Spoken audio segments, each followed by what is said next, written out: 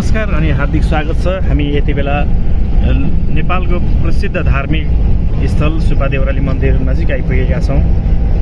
यहाँहरूले देख्न सक्नुहुन्छ यो बत्तीहरू देख्नुहुन्छ तपाईले, रङ्गी चङ्गी बिरङ्गी र यो बाटोको छेउछाउमा राखिएको छ। अत्यन्तै सुन्दर देखिन्छ यति टाढाबाट हेर्दा पनि। यहाँहरूले हेर्न सक्नुहुन्छ।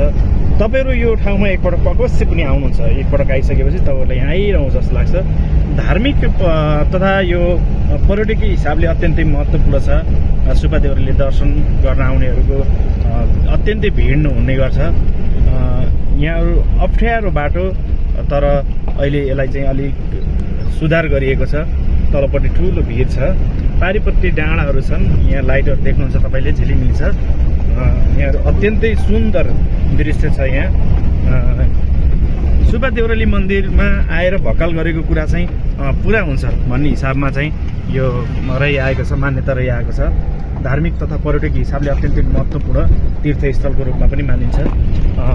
सुब्बा देउराली मन्दिर को लामो इतिहास छ। हामी यहाँहरूलाई यसरी बताइरहनु भन्दा अर्को भिडियोमा फेरि त्यसको इतिहासको विषयमा हामी भन्नेछौँ। सुब्बा देउराली मन्दिर हामी नजिकै आइपुगेका छौँ। यहाँहरूले देख्नुहुन्छ मन्दिर अत्यन्तै महत्त्वपूर्ण धार्मिक स्थलको रूपमा यसलाई चाहिँ लुम्बिनी प्रदेश सरकारले अगाडि बढाइराखेको छ। यहाँहरूले देख्नुहुन्छ सुन्दर छ।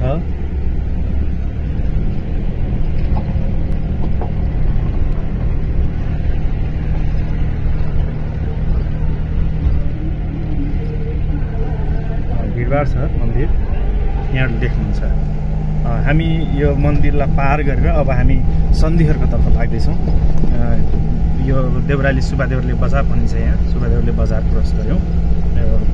मध्य भागमा यहाँ चाहिँ भोलि बिहानमा चाहिँ यी पसलहरू सबै कुरा पसलहरू खुल्छन्। यहाँ माथिपट्टि एउटा लामो झोलङ्गी पुल छ। हेर्नु त, अलिअलि अँध्यारो भए पनि देखिन्छ, सामान्य रूपमा देखिन्छ।